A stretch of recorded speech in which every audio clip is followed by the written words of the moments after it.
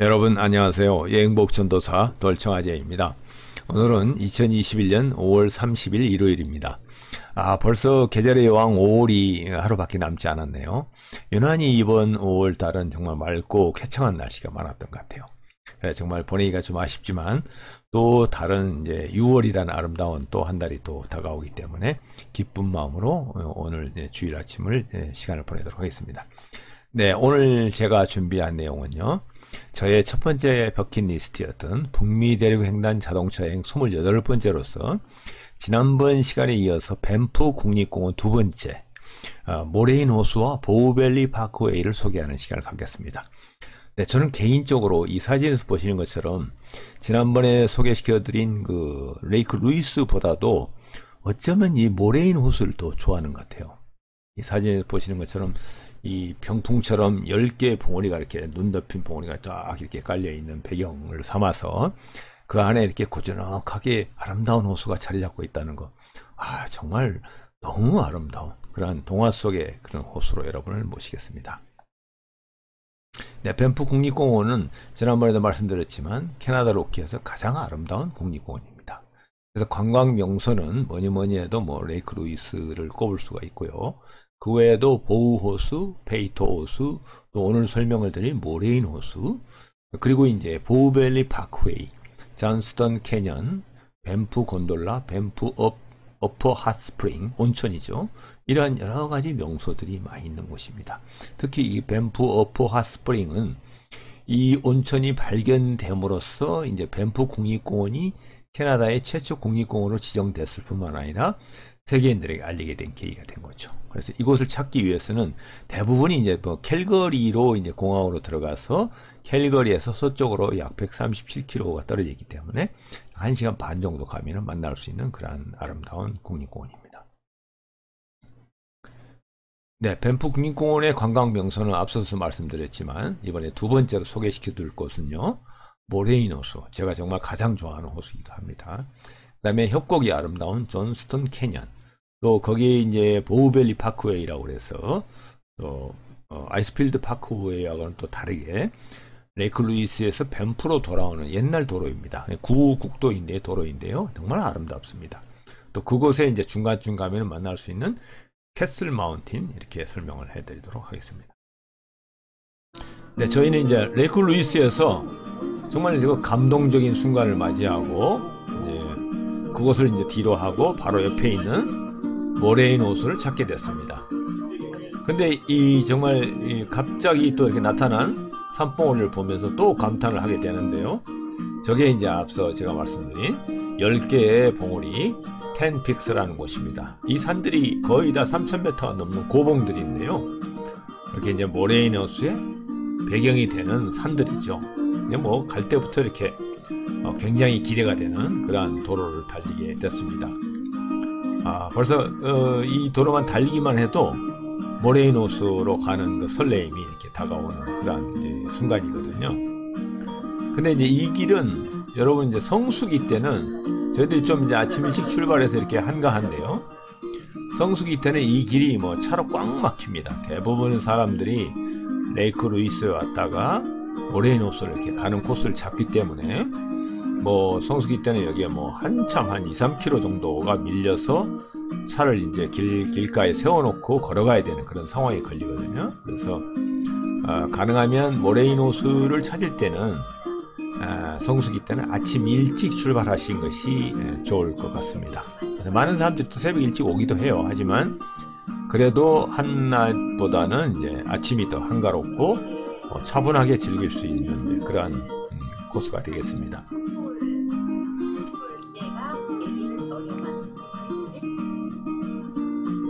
아름답죠? 정말 아름다운 코스입니다. 이 모퉁이를 돌아서 이렇게 들어가면은 모레인 호수를 여러분 만날 수가 있겠습니다. 네, 모레인 호수는 이처럼 이제 레이크 루이스에서 템플산을 이제 돌아서 오른쪽으로 14km 정도 가면은 만날 수가 있는 곳에 위치하고 있습니다. 그리고 이제 밴프에서 출발해서 가면은 캐나다 횡단 고속도로를 지나서 약 75.5km이기 때문에 1시간을 훨씬 넘는 그런 시간을 이제 가야 되는 그런 거리이기도 하고요. 이곳은 앞서서 보셨겠지만 사진이 가장 아름다운 호수. 그래서 세계 사진 작가들이 이곳으로 다 몰려드는 그런 곳입니다. 특히 이제 템픽스가 배경이 되는 모습이 너무 이제 아름다워서 그렇기도 하죠. 그리고 이곳은 한때는 캐나다 지폐, 20달러짜리 지폐에 이렇게 나올 만큼 캐나다인들이 정말 아끼고 사랑하는 그러한 호수이기도 합니다. 이처럼 이제 호수 이름을 모레인이라고 한 이유가 있는데요. 이 모레인은 이제 우리나라 말로 표현하면 빙태석이라고 할 수가 있습니다. 그래서 이 빙태석이라는 거는 빙하가 이제 몇만 년 전에 녹을 때 이렇게 이제 쓸려 내려가면서 만들어진 돌과 바위, 바로 이런 형태거든요. 그래서 이제 이 모레인 호수가 이제 빙하가 녹아서 쓸려 내려가면서 이렇게 산처럼 이렇게 이제 빙태석을, 모레인을 이렇게 남겼기 때문에 이 호수를 모레인 호수라고 불렀다고 합니다.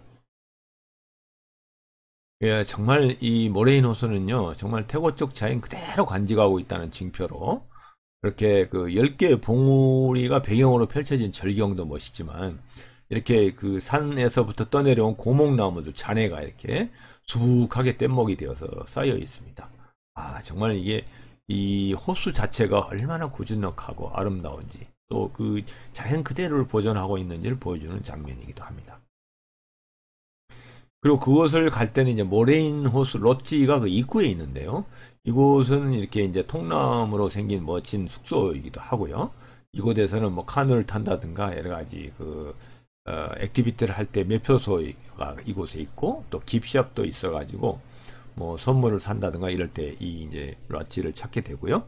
이곳 바로 앞으로 이제 그 모레인 호수 주차장이 이렇게 조성되어 있어요. 그래서 이 모레인 호수를 찾을 때는 내비게이션에서 모레인 호수 롯지를 치면은 정확하게 갈 수 있는 그런 목표 지점이기도 합니다.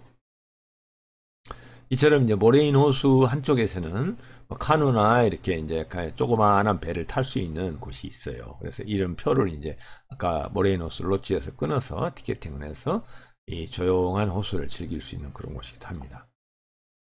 모레인. 네, 이제 모레인 호수를 영상으로 한번 잡아왔는데요. 뭐 이게 이제 템픽스의 시작이죠. 3000m 고봉들이 이렇게 즐비하게 나란히 병풍처럼 펼쳐져 있는 그런 호수입니다. 그리고 이제 한쪽으로는 오른쪽으로는 이렇게 침엽수림이 아주 빽빽하게 울창하게 들어서 있기도 하죠. 그래서 이 호수를 이제 즐기는 방법은 아까 보셨던 카누나 요트를 즐기는 방법이 있고요. 또 이 길 옆으로 호수 옆으로 걸어가는 가벼운 트레킹들을 할 수 있기도 합니다. 그래서 아침 일찍 오셔서 즐겨보시기 바랍니다. 이게 이제 그 모레인 호수와 템픽스 10개의 봉우리가 보여진 전경입니다. 이렇게 아름다운 모습이 있기 때문에 많은 사진작가들이 이곳을 찾는다고 할 수가 있죠. 그리고 사실 이제 저희는 이쪽에서 이 모레인 호수를 두 번째 이제 트레킹을 하기 위해서 한번 찾았었는데요. 그래서 이걸 이제 라치밸리 트레킹 코스라고 합니다. 이 라치밸리는 이 사진에서 보는 것처럼 가을이 되면 이렇게 라치가 이제 그 낙엽송이라는 얘기잖아요. 잎이 노랗게 물드는 낙엽으로 이런 이제 나무가 이곳에 울창하게 있기 때문에 이곳을 이제 구경하기 위해서 가을이면 또 많은 사람들이 찾는 곳이기도 합니다. 그래서 여러분들은 그냥 트레킹을 또 이곳을 하게 되는데요. 트레킹 얘기는 지난번에 그 레이크 루이스에서도 말씀드렸듯이 빅비 하이브 트레킹과 같이 해서 별도로 소개하는 시간을 갖도록 하겠습니다. 네, 다음은 보우밸리 파크웨이가 되겠습니다. 이 보우밸리 파크웨이는 레이크 루이스에서부터 시작을 해서 밴프로 가는 길에 있는 도로인데요.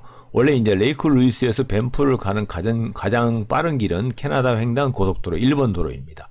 이 길은 이제 최근에 이제 개발이 돼서 이렇게 놓여 있기 때문에 대부분 사람들이 이제 이 길을 따라서 가게 되는데요. 그 전에 밴프에서 레이크 루이스를 갈 때는 이 산 기슭으로 이게 보우강을 따라서 났던 이 도로, 구도로가 되겠죠. 국도이거든요. 이 길을 이제 보우밸리 파크웨이라고 해서 엘버타주의 1번 A 도로, 1A 도로라고 불립니다. 그래서 그곳을 가다 보면은 존스턴 캐년이라는 아주 협곡이 아름다운 그곳에 트레킹을 한다든가 아니면 캐슬 마운틴, 경치가 정말 수려한 그런 산이죠. 이런 산을 지나면서 아주 특별한 그 경험을 할 수 있는 곳인데요. 이처럼 이제 아름다운 경치를 또 볼 수 있는 그런 곳이기도 합니다. 그래서 이 길은 약 51.9km가 되겠으며 횡단하는데 소요되는 시간은 1시간 12분 정도가 걸리는 그런 길입니다. 이처럼 이제 보우밸리 파크웨이는 캐나다 로키의 옛 풍경을 그대로 간직한 낭만의 도로라고도 불립니다. 이처럼 이제 침엽스럽이 양옆으로 쭉 곱게 뻗어 있고요. 이 길을 이제 대부분 사람들이 뭐 드라이브를 한다든가 아니면은 자전거를 가지고 천천히 즐기면서 이 길을 찾는 그러한 곳이기도 합니다.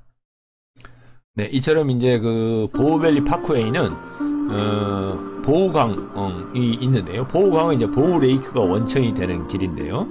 보우강을 따라서 이렇게 아름다운 강변의 모습을 침엽스링과 만년설이 덮인 이런 바위산들을 볼 수 있는 아주 천하의 절경을 구경하면서 갈 수 있는 그러한 멋진 도로이기도 합니다. 그리고 실제 달리면은 이렇게 양옆으로 빽빽한 울창한 이 침엽스림 사이를 달리기 때문에 정말 너무 힐링이 되는 그런 아름다운 도로이기도 하죠. 그래서 꼭 여러분은 그 빠른 길로만 가지 말고 레이크 루이스에서 밴프로 가는 보우밸리 파크웨이를 꼭 가보시길 바랍니다. 그러면 이제 밴프로 향해 가는 중간에 이렇게 마치 성곽을 연상케 하는 높은 산, 뭐 캐슬 마운틴이라고 하는데요. 정말 성곽을 둘러싸여 있는 같은 캐슬 마운틴을 만나게 되는데요. 이 산의 높이가 무려 2766m입니다. 그렇다면은 우리나라 백두산보다 훨씬 높은 산이죠. 이처럼 이제 웅장한 자태를 보이는 산이 이렇게 만나게 되는데요. 이 캐슬 마운틴은 한때 2차 대전 당시 영웅이었던 그 아이젠하워 대통령, 그때는 장군이겠죠. 그를 기리기 위한 이름으로 아이젠하워 마운틴이라고도 불렀다고 그래요. 그렇지만 이제 주민들의 뜻에 의해서 캐나다인들이기 때문에 이제 다시 캐슬 마운틴이라고 부르게 됐다고 합니다. 그래서 이처럼 보우강을 따라서 쭉 이제 형성되는 그런 길이 형성이 되어 있고요. 너무 아름답죠. 그래서 이곳에서 무슨 낚시를 한다든가 트레킹을 즐기는 사람들이 이 캐슬 마운틴을 많이 찾기도 합니다. 그리고 이제 그 도로를 달리다 보면 이렇게 갑자기 차들이 도로가에 줄지어 정지하는 상황이 발생하는데요. 왜 이랬을까요? 그리고 이제 뭐 여러 사람들이 이렇게 내렸다가 다시 타는 그런 광경을 보게 되는데요. 뭐가 나타났기 때문이었을까요? 바로 이제 이 보우밸리 파크웨이를 가게 되면은 이런 정말 야생동물을 정말 쉽게 만날 수가 있습니다. 그래서 뭐 그리즐리 베어라든가 블랙베어, 그리고 이제 산양들, 그다음 뭐 엘크라든가 사슴들도 수시로 나타나는 곳이거든요. 그래서 이 길을 달릴 때는 과속을 하면 안 되고요. 또 종종 또 이런 야생동물을 만나서 구경하고 가는 것도 새로운 그 여행의 참맛이라고 할 수가 있죠. 그리고 이곳을 지나는 이제 철도가 있는데요. 보우밸리 파크웨이 도로와 나란히 이렇게 캐나다 횡단 열차인 비아레일이 이렇게 지나가게 되어 있습니다. 그래서 밴쿠버에서부터 토론토까지 가는 비아레일이 이쪽을 지나가게 되는 그런 코스이기 때문에 철도가 이렇게 놓여져 있고요. 그 길 중에 이제 유명한 그 뷰 포인트가 있는데요. 이 장면은 옛날에 그 마릴린 먼로가 주연했던 영화 돌아오지 않는 강의 명장면을 연출한 장소이기도 합니다. 그래서 이렇게 보호강이 흐르고요. 앞쪽에 이렇게 이제 침엽수림과 저 멀리 이제 그 산들이 이렇게 보이고 그 사이로 기차가 지나가는 이런 이제 장면이거든요. 한번 보실까요? 이게 이제 보호강을 따라 놓인 철도와 아름다운 산을 배경으로 한 보우밸리의 뷰 포인트이기도 합니다. 그래서 이 장소가 이제 많이 캐나다 로키의 밴프 국립공원의 이제 그 그림 엽서라든가 광고 자료에 많이 나오기도 하죠. 저희도 이제 마치 당시 이제 이 길을 지나가는 이 철도 비아레일을 보기 위해서 많은 사람들이 이 뷰 포인트에 와 있었는데요. 저희들이 또 마치 가자마자 엄청나죠? 기적 소리가 한 5분도 안 돼가지고 캐나디안 패시픽 CPR이라고 하죠. 비아레일이 지나가는데요.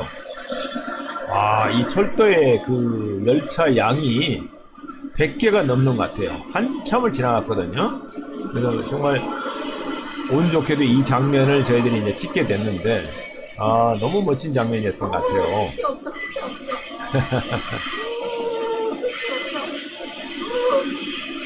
이렇게 이제 컨테이너들이 엄청나게 뭐 2층으로 실려가지고 이렇게 오는 이러한 이제 화물 열차가 지나가는데 우리나라 현대 그 컨테이너도 많이 보였고요.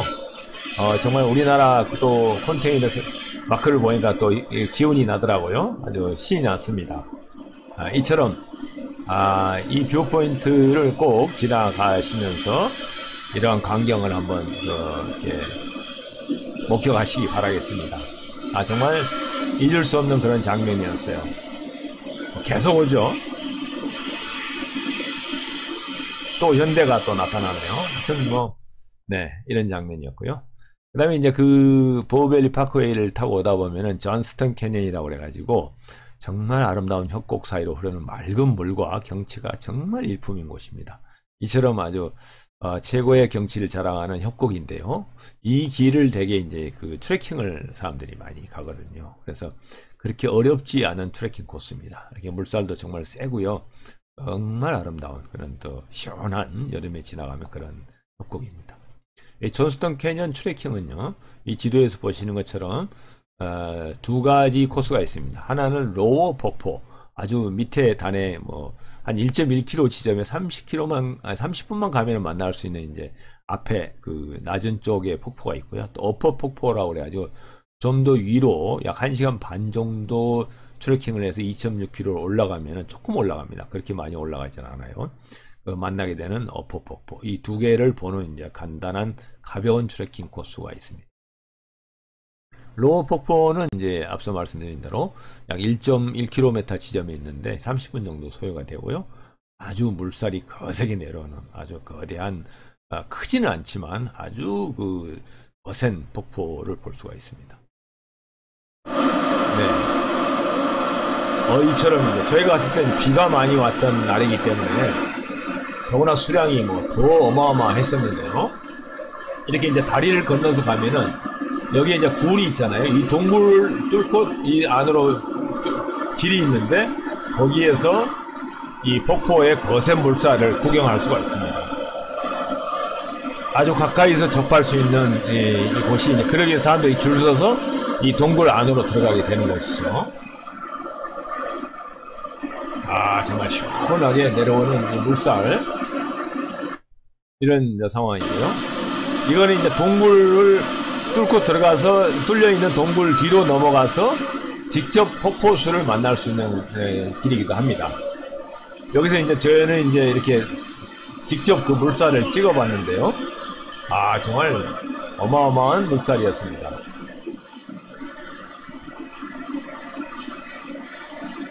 네, 그래서 이제 뒷사람이 있기 때문에 바로 이제 자리를 비워줘야 되기 때문에 다시 이제 잠깐 촬영을 하고 이렇게 이제 다시 동굴을 통해서 이제 다시 밖으로 나가게 됐던 것입니다. 네, 그 다음에는 이제 어퍼 폭포인데요. 어퍼 폭포는 이 로우 폭포에서 좀 더 한 1시간 정도 더 올라가면은 나오는데 약 2.6km 정도가 됩니다. 약간 이제 오르막이 좀 있고요. 이처럼 이제 폭포가 굉장히 높죠. 높은 곳에 있으면서도 폭포의 낙차가 큰 곳이기도 합니다. 한번 보실까요? 저희가 갔을 때 비가 많이 와서 정말 수량이 대단히 많았어요. 이렇게 많은 적이 좀 드물었다고 하는데요. 이 어퍼 폭포는 진짜 폭포답습니다. 폭포 주변의 지형이 또 아주 특색 있게 생겨가지고 또 볼거리가 있는 것 같아요. 눈이 이렇게 좀 쌓여 있는 것도 있더라고요. 한여름이었는데 7월달이었거든요. 또 이제 이런 고목들이 이렇게 폭포 아래에 이렇게 쌓여 있는 모습도 보이고요. 이런 특수한 지형을 이렇게 만날 수도 있습니다.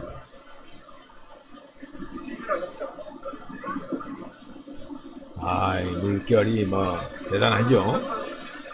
협곡 사이에 정말 아름다운 곳이었던 것 같습니다.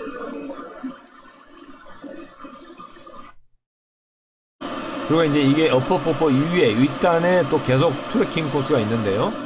그 위에 이제 원천이 되는, 폭포의 원천이 되는 광문이 또 이렇게 협곡 사이로 흘러내리는 그런 곳을 볼 수가 있습니다.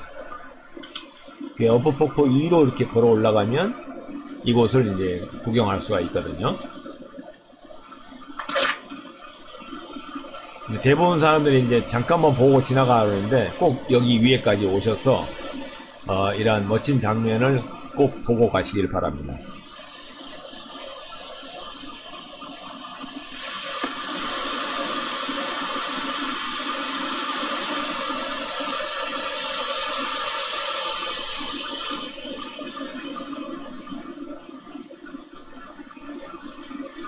여기 이렇게 전망대가 있어요. 전망대까지 가셔서 보시면 더 좋을 것 같습니다. 네, 이렇게 해서 이제 그 모레인 호수와 보우밸리 파크웨이, 그다음에 존스턴 캐년 등을 이제 소개시켜 드렸는데요. 네, 다음 시간에는 북미 대륙 횡단 자동차 여행 29번째 밴프 국립공원의 세 번째 소개를 해드리겠습니다. 밴프 곤돌라, 이 장면처럼 이제 밴프 국립공원 전체를 이렇게 조망해 볼 수 있는 밴프 곤돌라, 썰퍼산 올라가는 그런 높이 올라가는 곤돌라를 보고요. 그 다음에 보우폴이라고 이제 강력한, 아까 그 보우강이 흐르면서 그 폭포를 이루는 보우폴 등, 그 외에 그 밴프 지역 일대에 있는 다운타운 중심으로 있는 여러 개의 국립공원의 그 명소들을 소개시켜 드리겠습니다. 네, 하여튼 여러분 지금까지 그 잘 시청해 주셔서 감사하고요. 다음 시간에 또 뵙도록 하겠습니다. 네, 안녕히 계세요.